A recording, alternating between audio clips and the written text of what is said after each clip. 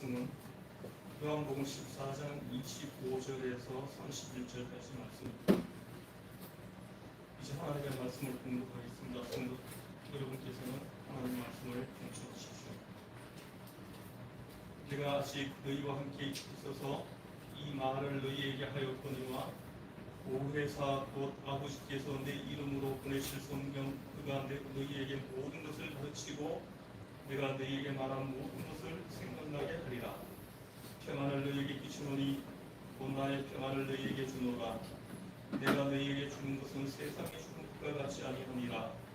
너희는 마음에 근심하지도 말고 두려워하지도 말라. 내가 갔다가 너희에게로 온다 하는 말을 너희가 들었나니 나를 사랑하였더라면 내가 아버지께로 함을 기뻐하였으리라.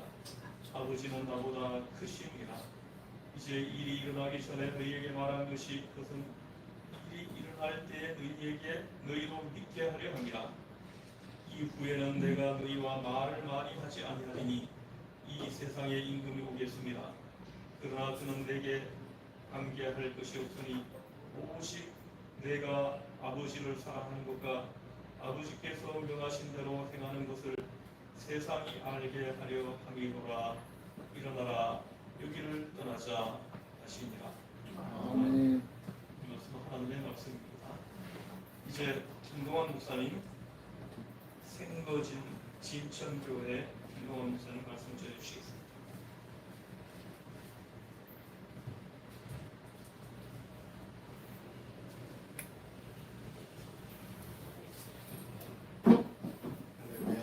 아멘. 네. 오늘 설교를 좀 다른 연락을 받고 두말하지 않고 사무엘상 15장 22절에 있는 말씀 생각이 나서 순종이 제사보다 낫다라는 말씀으로 순종해야 되겠다. 그래서 이 시간 하나님의 말씀을 전합니다. 하지마 제이 선교사님도 이렇게 일본에서 오셔서 같이 예배드리고 또 기도도 해주셨는데 우리 제이송 교사님에게 하나 물어보려고 해요. 한국말을 잘 알고 계십니까? 많이 들어보거든요. 누워서 침뱉기라는 말이 뭐예요? 알아요?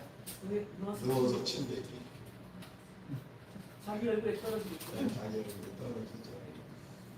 오늘 예수학교 3기 세 번째 모임을 통해서 말씀을 전하는데 한 2주 정도 묵상하면서 오늘 말씀을 전하게 될 때 누워서 침뱉기 저의 추한 모습도 말씀을 비춰보면서 부끄러운 그런 말씀이지만 그리고 누군가가 이 말씀을 좀 한 번은 예수학교에서 해야 되겠다 그런 생각을 갖고 말씀을 전하려고 합니다. 같이 말씀을 같이 묵상을 하고 항상 하나님의 말씀은 늘 현상 속에서 우리들에게 주시는 말씀이니까 그 말씀을 잘 우리가 들으면서 한번 같이 반성하는 시간을 가지면 참 좋겠다 그런 생각을 갖게 됩니다.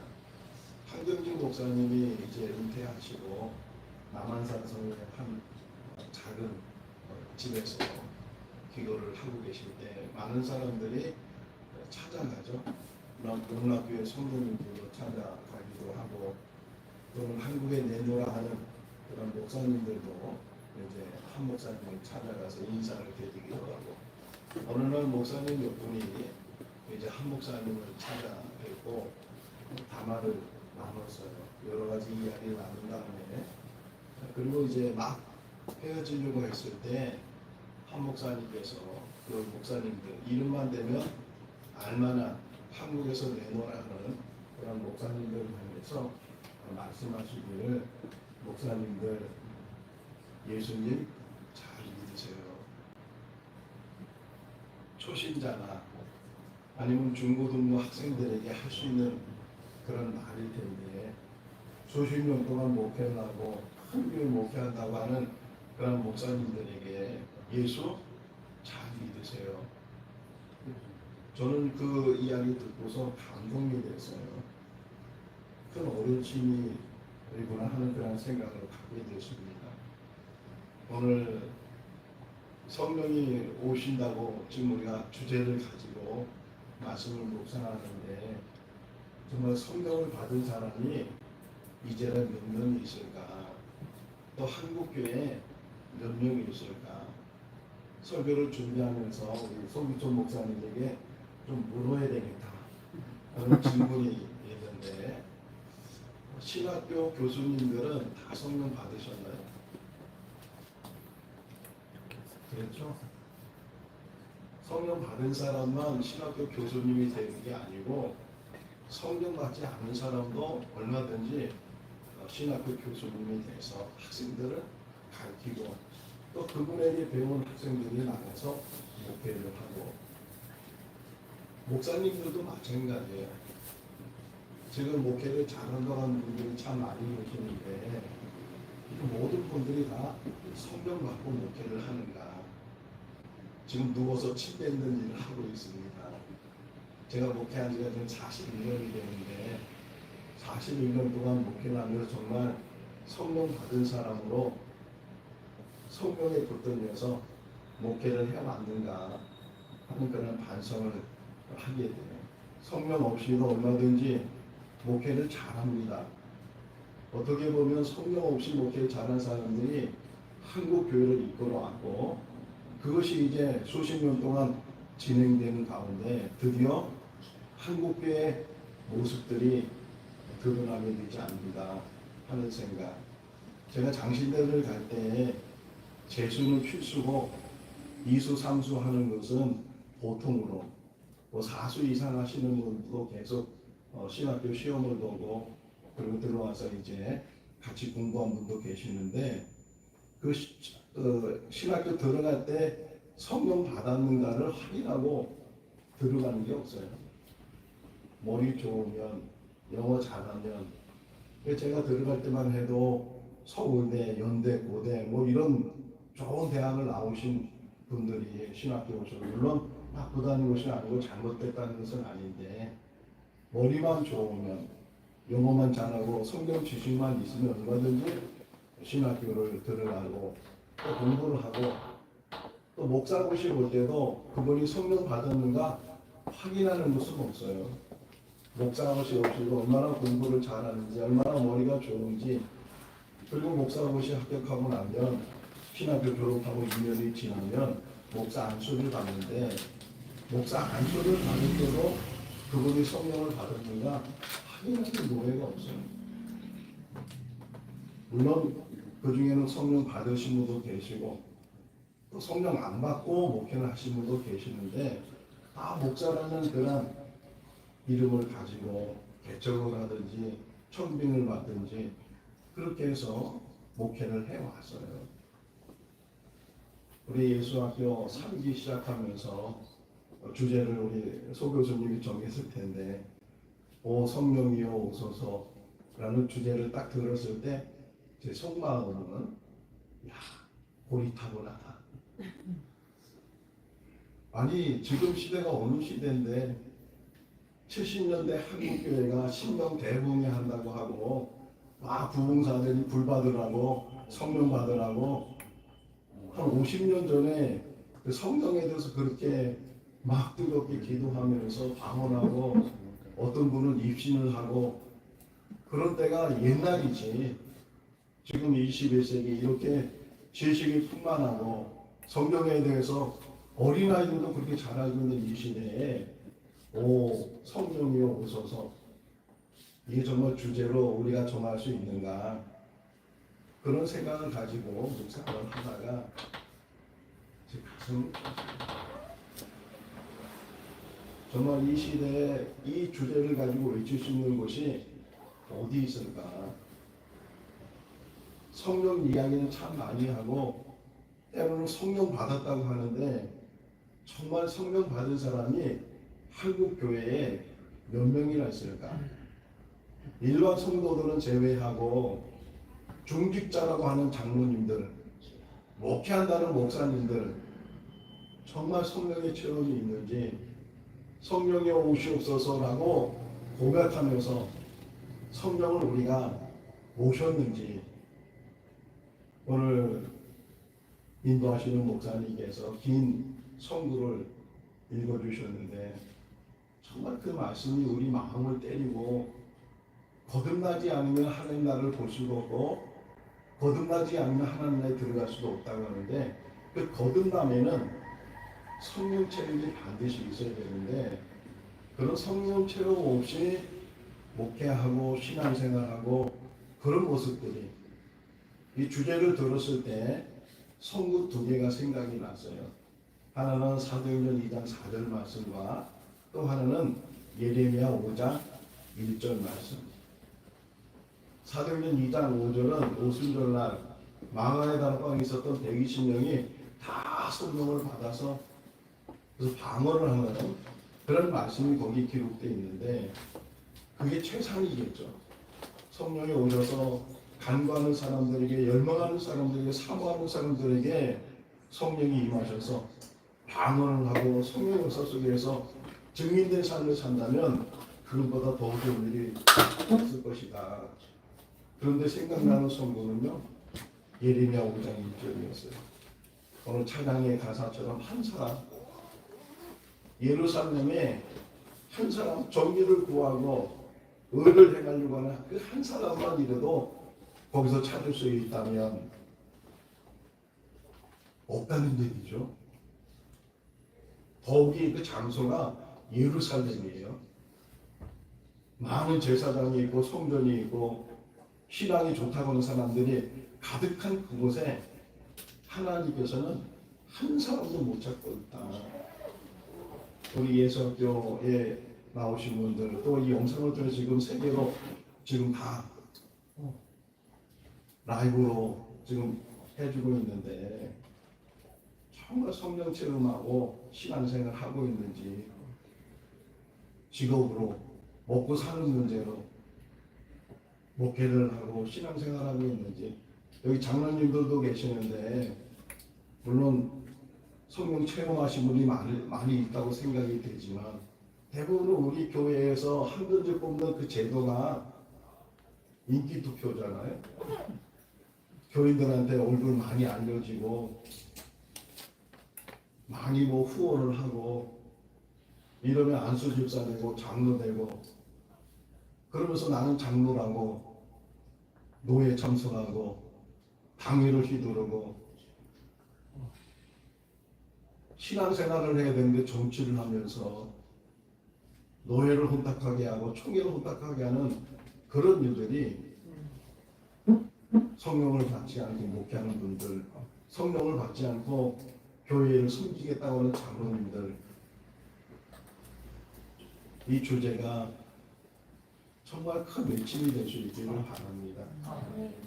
우리에게 정말 다시금 우리의 마음을 찢고 내가 이제까지 40년 동안 목회를 했는데 성령 받지 않고 목회를 했다면 지금이라도 또 있는 것이 아니잖아요. 이 예수학교를 통해서 오 성령이여 오소서 이 외침이 다른 누구의 외침이 아니고 우리 자신의 외침이 될 수 있기를 바랍니다. 아멘. 성령이 오신 목적은 아주 많은 목적을 가지고 계셔요. 여러 가지 목적을 가지고 계시는데 그것을 한 단어로 제가 설명하고 싶은데 그것이 행복이에요. 성령이 오시는 목적은 행복을 주시려고 행복을 맛보도록 성령이 오시는 줄로 믿습니다. 예수님께서 기도에 대해서 말씀하시죠.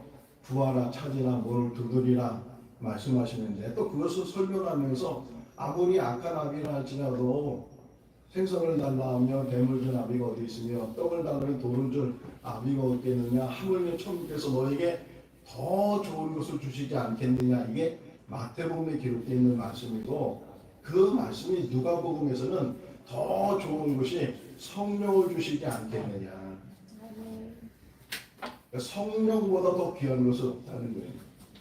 성령이 가장 큰 선물이고 성령을 받으면 그 이상 더 받을 것이 없을 정도로 큰 선물을 주는 것이 성령인데 우리 그것을 잘 깨닫지 못하니까 성령이 아는 것이 더 큰 선물인 것처럼 착각하고 다른 데서 행복을 찾으려고 한다는 거예요. 행복이라는 단어를 제가 찾아보니까 이렇게 설명되어 있더라고요. 행복은 기쁨과 만족감을 느끼는 흐뭇한 상태. 행복의 정의를 너무 잘 표현하고 있어요. 행복은 잘 되는 게 행복이 아니고, 돈 버는 게 행복이 아니고, 출세하는 게 행복이 아니고, 무엇을 하든지 거기에 기쁨이 있고, 무엇을 하든 거기에 만족감이 있고, 그것을 통해서 흐뭇한 그런 것을 자기가 느끼고 깨닫게 되면 그것이 행복이라는 거예요. 제가 신학교 가서 제일 먼저 배운 신학 용어가 파라독스예요. 파라독스. 뜻은 역설입니다. 기독교는 파라독스다. 기독교는 역설이다. 세상이 말하는 행복과 예수님이 말씀하시는 행복은 다르다는 거예요. 세상은 잘 되는 것, 출세하는 것, 부자 되는 것, 이게 행복인데, 오히려 예수님께서는 잘 안 되는 것, 가난해지는 것, 그리고 모든 일에 있어서 자기 뜻대로 안 되는 것이 더 행복할 수 있다는 것을 우리에게 가르쳐 주고 있어요. 말씀을 준비하면서 윤동주 시인의 시가 생각이 났어요. 그 시 중에 십자가라는 시가 있는데 그 하강 부분에 이렇게 역설을 표현해요. 괴로웠던 사나이 행복한 예수 그리스도에게처럼. 동일한 인물을 설명하는데 그 앞부분에서는 괴롭다는 거예요. 근데 그 괴로움이 행복하다는 거예요.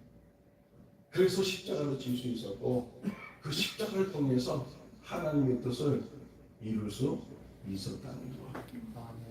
어느 교회 두 친구가 한 교회를 다녔어요.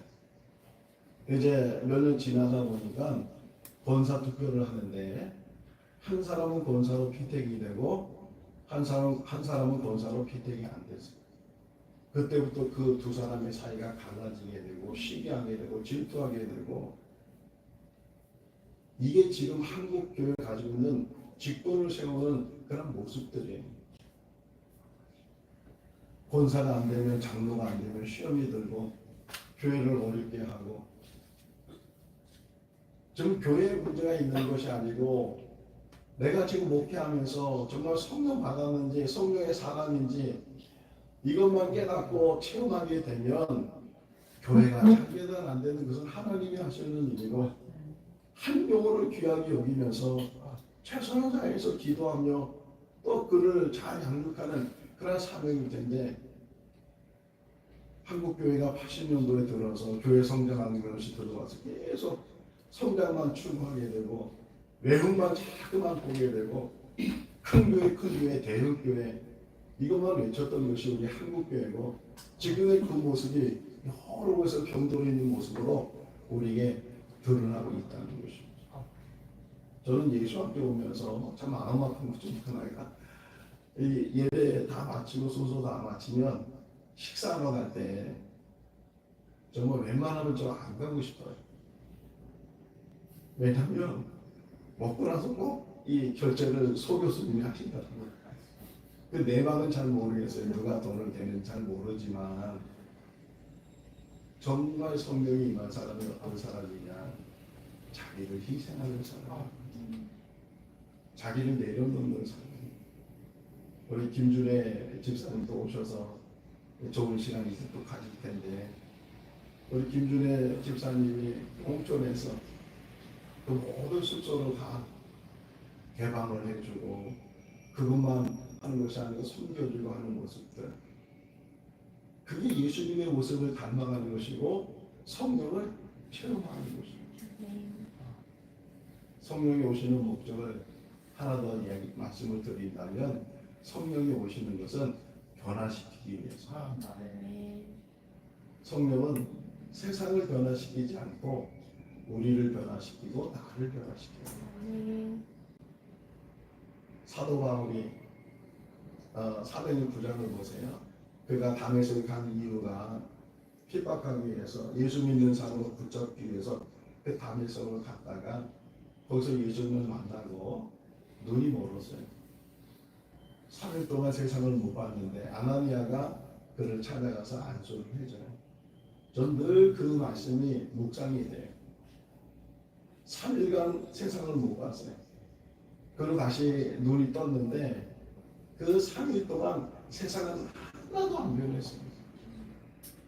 변한 것이 있다면 바로 그 사람이 변했습니다. 아멘. 예수를 핍박했던 사람이 예수를 주라고 증인하는 삶을 살았던 것처럼 아멘. 성령이 오시는 목적은 우리를 변화시키기 위해서, 나를 변화시키기 위해서. 아멘. 하나만 더 말씀드린다면 옛사람이 있고 새사람이 있는데 그 옛사람이 죽어지고 새사람으로 변화되는 것이 성령의 역사고 성령이 오시는 증거인데, 그 중에 제가 우리 모두에게 말씀드리고 싶은 것은 성품이 변화. 아멘. 성품. 우리 적어도 예수학교에 함께하는 모든 동역자들이 성령이 오신 것을 삶으로 증거해야 되는데 그게 뭐냐면 성품의 변화예요. 그 중에 가장 중심이 뭐냐?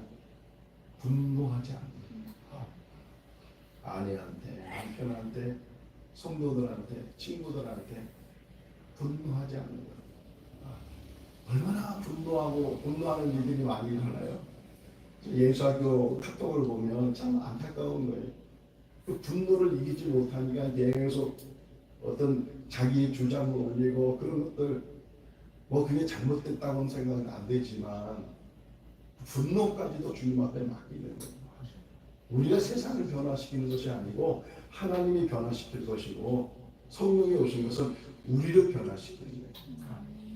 우리가 주님을 닮아가고 예수학교가 주님이 원하시는 일을 감당하는 그런 귀한 모임이 될 수 있기를 주님의 이름으로 축원합니다. 아멘. 사랑이 많으신 하나님 아버지, 사람들은 행복을 추구하지만 그 행복의 본질을 깨닫지 못합니다. 성령은 우리에게 행복을 주시려고 오셨는데, 근데 그 행복은 나를 희생하는 것이고 내가 녹아지는 것이고 내가 하나님 앞에 쓰임 받는 것입니다.